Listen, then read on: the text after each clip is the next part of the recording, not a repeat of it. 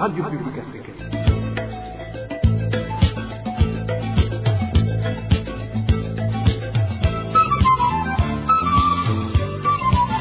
Radio Publique Africaine.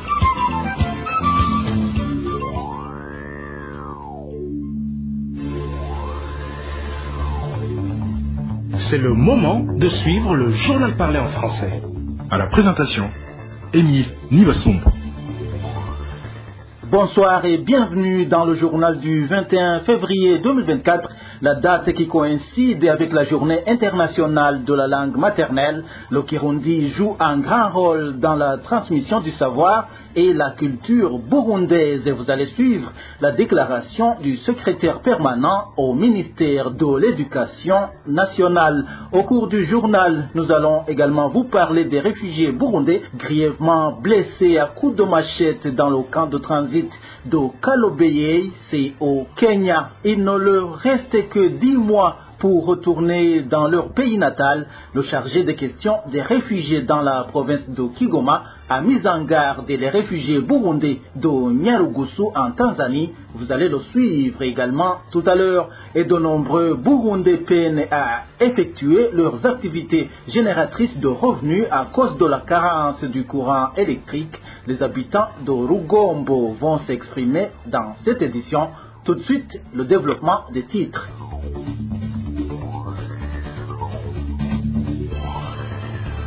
Page sécurité pour commencer. Dans le dossier des militaires et Imbonerakure tués après avoir été rapatriés de l'est de la RDC vers la fin du mois de janvier, accusés d'avoir refusé de combattre contre le M23, la RPA a fait des investigations et a pu connaître l'identité d'un autre Imbonerakure, Meshak Ndamuhawenimana, natif de la commune Buganda, en province Chibitoke. Il a été tué avec 2 militaires et 5 autres Imbonerakure sur ordre du président Evariste Ndayishimiye et du général Ildefonse Habarurema après avoir été sorti du cachot du SNR. Le point avec Onésime de Chimagizi. Dans nos éditions antérieures, nous avons parlé de 2 militaires et 6 Imbonerakure qui ont été tués sur ordre du président Evariste Ndayishimiye et du général Ildefonse Habarurema, patron du service national de renseignement, après avoir été rapatriés de l'Est de la République démocratique du Congo, accusés d'avoir refusé de combattre contre le M23.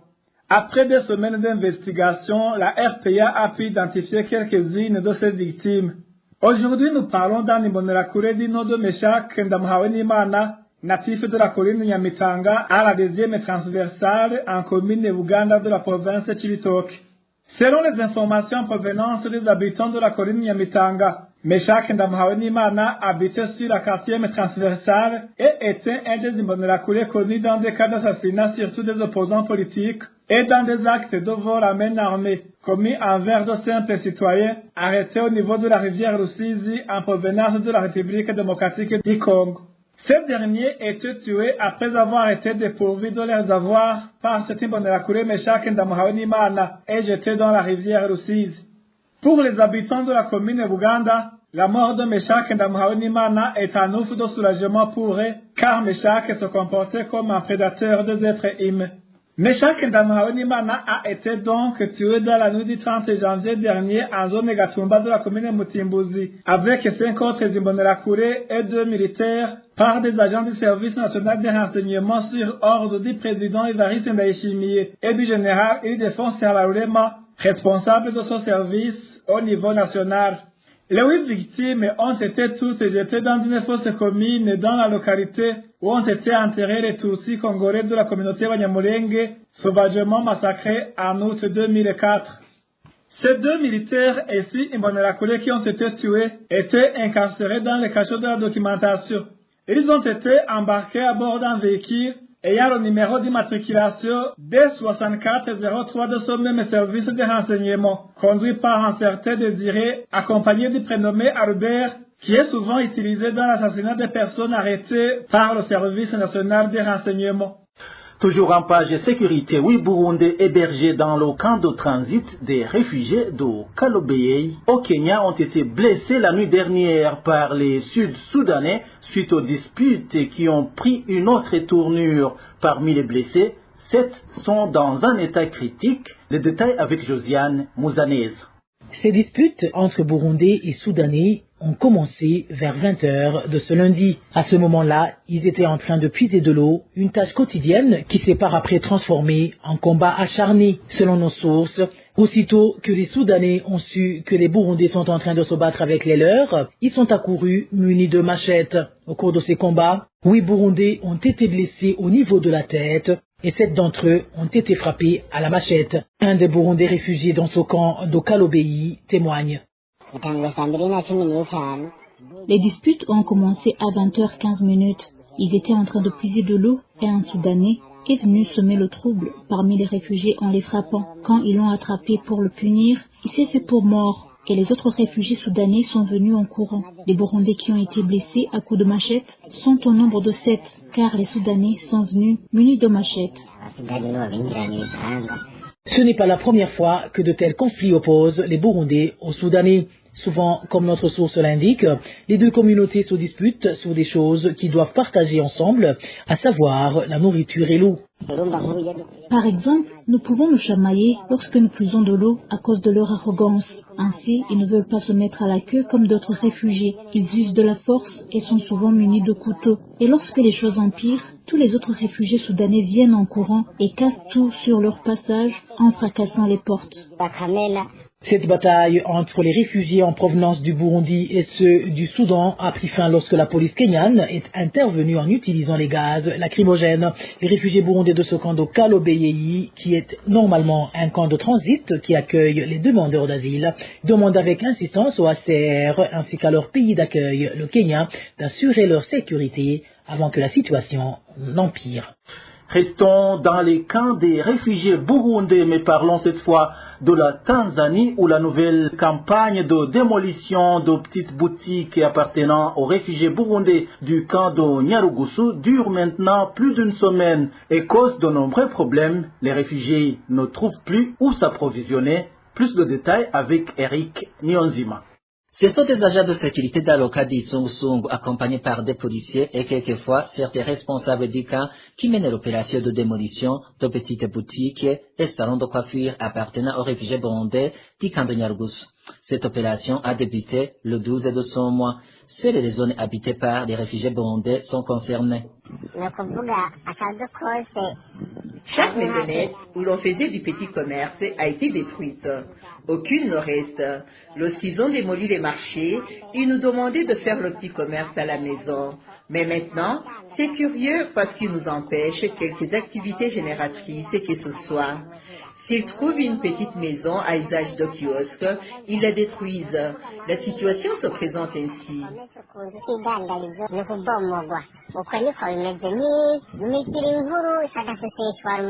Les réfugiés font savoir qu'ils ne savent plus à quel sens se vouer. Trouver ou s'acheter quelque chose révèle d'un parcours du combattant. Si tu as besoin d'acheter quelque chose, tu vas chercher ceux qui font le commerce ambulant. Si tu les trouves, tant mieux. Si tu ne les trouves pas, tu rentres à la maison bredouille. Notre vie est très déplorable. On ne sait pas si nous sommes des réfugiés ou si nous sommes des êtres humains. Vraiment, c'est triste.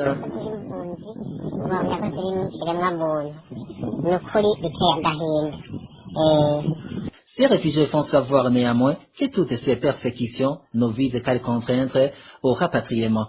Hier, ce camp des réfugiés burundais de Nyarugusu a été visité par l'inspecteur chargé des questions des réfugiés dans la province de Kigoma. Il a dit aux réfugiés qu'il leur restait 10 mois seulement pour résider dans ce pays. Selon John Walioba Muita, la décision a été prise par les gouvernements burundais et tanzaniens pour tous les réfugiés burundais situés en Tanzanie. John Walioba Muita a dit également aux réfugiés qu'ils ne savaient pas ce qui les attendait à l'expiration de cette période. Vous avez chez vous. Il est donc temps de rentrer chez vous. Il vous reste 10 mois seulement parce que les 2 mois se sont déjà écoulés. Détrompez-vous, les faveurs seront valables au cours de cette période seulement. Et s'il te plaît, je te demande poliment, il est temps de rentrer chez toi pour que cette jeunesse ait une bonne éducation. Et c'est pour cela que je te rappelle qu'il est temps.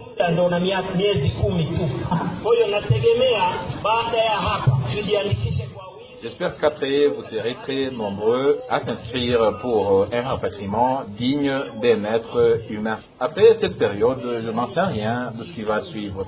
La Tanzanie vous aime. Elle veut faire le commerce avec le Burundi, mais elle ne veut pas de réfugiés burundais sur son sol. Ces décisions n'émanent pas de l'inspecteur ou du responsable du camp, qu'on ne vous trompe pas. Ces décisions émanent du gouvernement. Le gouvernement du Burundi, celui de la Tanzanie et le HCR se sont réunis l'année passée et ils ont pris cette décision.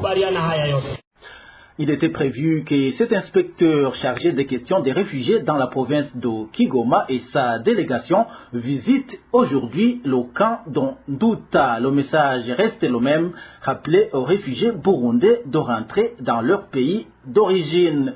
Ce journal peut être retrouvé sur le www.rpa.bi et sur le compte YouTube de la radio publique africaine. Dans un instant, nous parlons justice. RPA. L'Association burundaise pour la protection des droits humains et des personnes détenues, APRODH, dénonce le caractère discriminatoire dans la libération des prisonniers ayant purgé le quart de leur peine. L'APRODH estime que les prisonniers politiques sont souvent oubliés dans ce genre de libération. Parmi les plus de 500 personnes libérées par le président de la République avant-hier, il n'y avait aucun prisonnier politique selon le président de l'APRODH, Pierre Claver Mbonima, que je vous prie de suivre. Ishirahamwe ya PRODH ryakurikiranye cyane ikibazo cy'abanyororo bari bakuwe mu mabohero atandukanye bagatwagwa bavuye yuko bagiye kurindira kugira bamwe inyigisho. La PRODH a bien suivi la question des prisonniers qui ont été choisis dans différentes prisons pour aller bénéficier d'une formation à Rutana avant d'être libérés après la dite formation. Le 19 février 2024, le président de la République en personne s'est bien présenté à la prison de Rutana pour rehausser de sa présence une cérémonie en rapport avec la libération. Quand la PRODH a appris cette nouvelle, on avait espoir que le président allait mettre en application les paroles prononcées dans son discours de nouvelle. Il avait promis qu'il allait libérer les prisonniers en provenance de toutes les prisons, y compris ceux politiques. Curieusement, nous avons trouvé que le chef de l'État a libéré 355 prisonniers venant de différentes prisons qui avaient été amenés à Rutana pour rejoindre 200 autres qui étaient détenus dans la prison de Rutana. Si nous analysons les prisonniers qui ont été libérés, ce sont ceux qui ont purgé le quart de leur peine. Nous constatons que le président de la République n'a pas honoré sa promesse lors du discours prononcé à l'occasion des nouvelles. On s'attendait à ce qu'il libère également les prisonniers politiques. Pourtant, les prisons sont surpeuplées. Il y a autour de 14 000 dans toutes les prisons.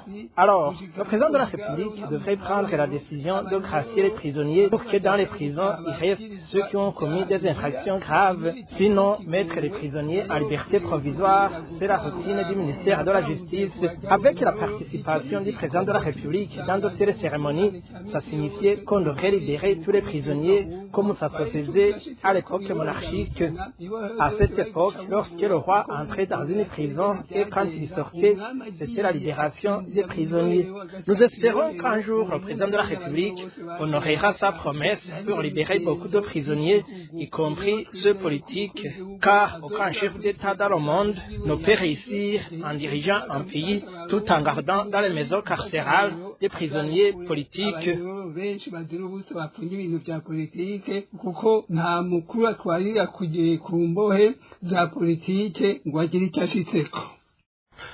Puisque nous parlons justice, évoquons aussi la justice sociale. Hier, le 20 février, le monde entier célébrait la journée mondiale dédiée à la justice sociale.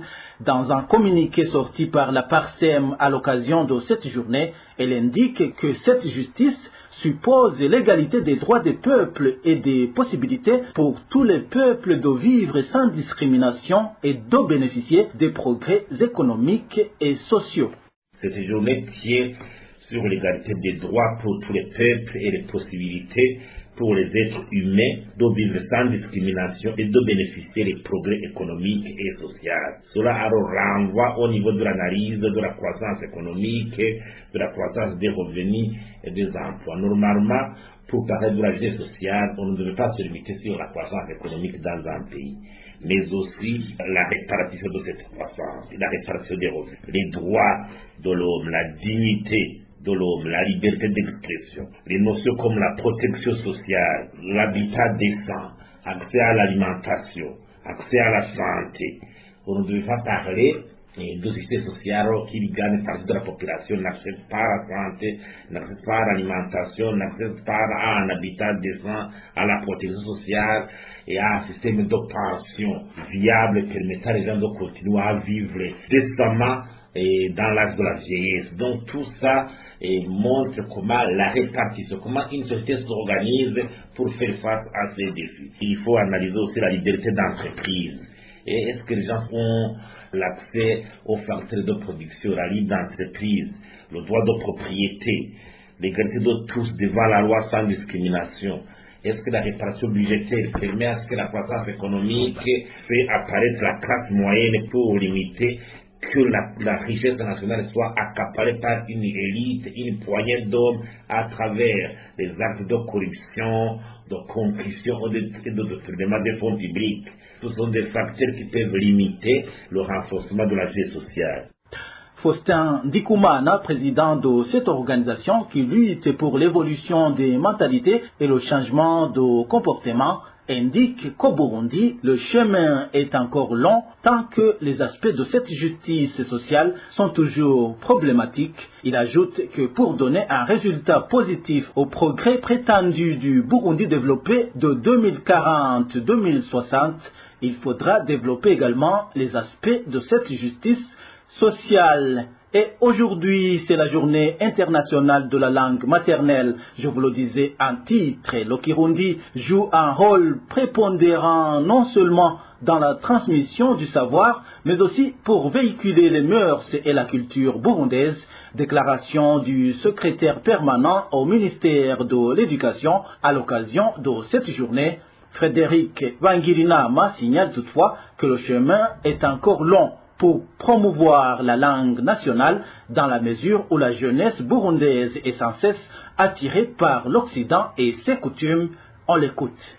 La langue nationale, le Kirundi, va nous permettre de mieux communiquer, de mieux mettre en valeur notre langue, qui est le Kirundi, pour montrer quelles sont les activités et les valeurs qui ont caractérisé le Burundi traditionnel et qui peuvent continuer à nous servir d'exemple.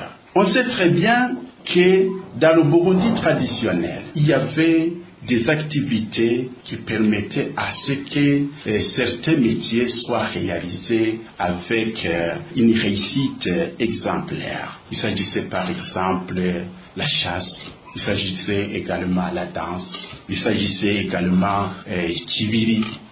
Dans toute activité, il y avait une valeur culturelle qui devait accompagner cette activité, qui devait être véhiculée dans la langue nationale.